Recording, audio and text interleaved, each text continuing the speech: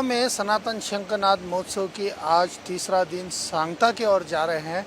लेकिन इस सनातन शंख महोत्सव में 3 दिन से लगातार देश भर से कई हिंदुत्ववादी प्रवक्ता हो या हिंदुत्व का कार्य करने वाले कई ऐसे महाअनुभव जो है वो यहाँ पर आते हैं, अपना जो मनोगत व्यक्त करते हैं और कई हिंदुत्व को लेकर कई मुद्दों को भी यहाँ पर रखते हैं। इसी को लेकर जो है 3 दिन से यहाँ पर छत्तीसगढ़ से प्रबल सिंह जी यहाँ पर मौजूद हैं, जो बहुत ही बड़ा कार्य उनका माना जाता है। छत्तीसगढ़ राज्य में उन्होंने 15,000 के ऊपर जो है वो धर्मांतरण के जो शिकार बने थे, कई हिंदू जनजाति परिवार जो है उनकी घर वापसी की है। वो मेरे साथ यहाँ पर मौजूद हैं। सर, क्या बताएंगे? आपका कार्य बहुत ही सराहना है।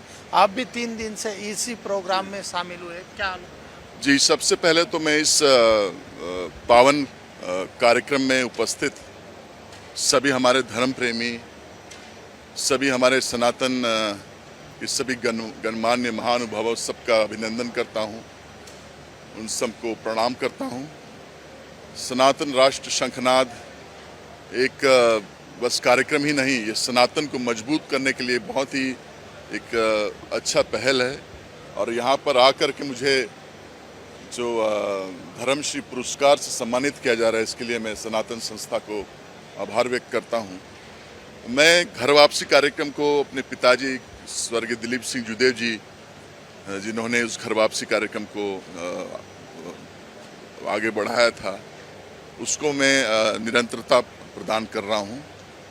और गर्व के साथ कह सकता हूँ कि अभी तक हमने 15,000 से भी ज़्यादा धर्मांतरित लोगों की घर वापसी हमने की है।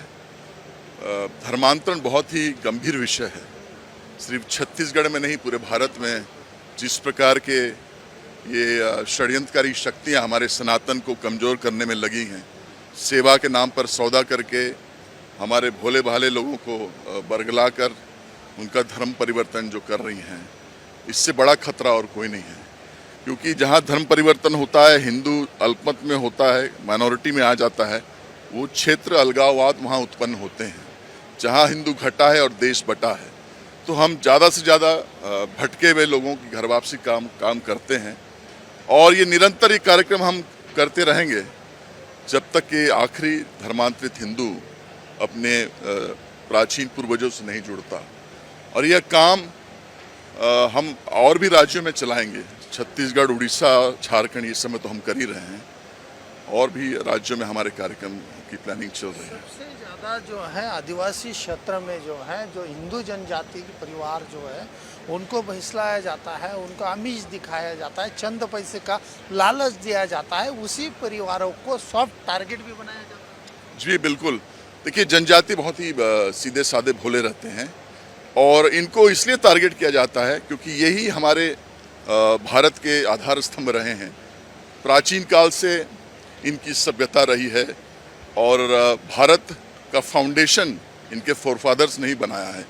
और अभी एक बहुत बड़ा षड्यंत्र है, ये कह रहे हैं ये विध्वंसकारी ताकतें कि आदिवासी हिंदू नहीं हैं। मेरा कहना है कि आदिवासी ही सबसे पहले हिंदू थे, सनातनी थे, आदिकाल के समय से ये रहे हैं। और ये जो बूढ़ा देव को मानते हैं वो शंकर भगवान ही हैं। राम कौन थे? वनवासी थे, जंगलों में रहे। हनुमान जी कौन थे? वनवासी थे। शंकर महादेव कौन थे? पहाड़ों में रहे।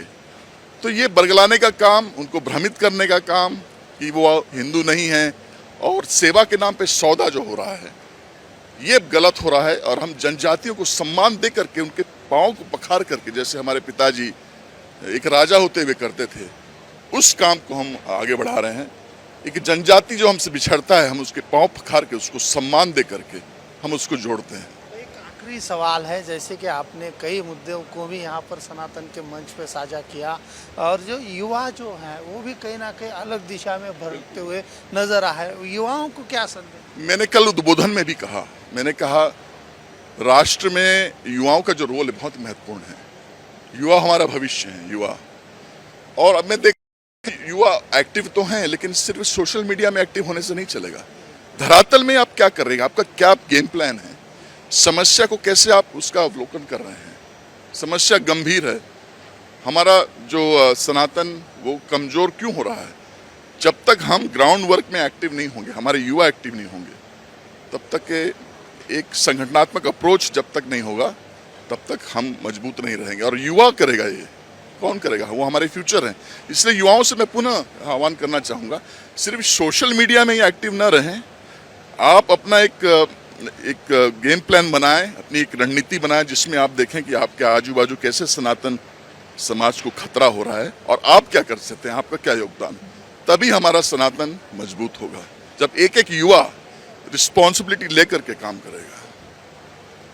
बिल्कुल, ये थे मेरे साथ प्रबल प्रताप सिंह जूदेव जी, जिन्होंने कहा कि युवाओं ने सशक्त रहना चाहिए और उन्होंने सोशल मीडिया नहीं बल्कि अभी प्रत्यक्ष स्वरूप में उतरकर धर्म का कार्य में ही आगे आना चाहिए।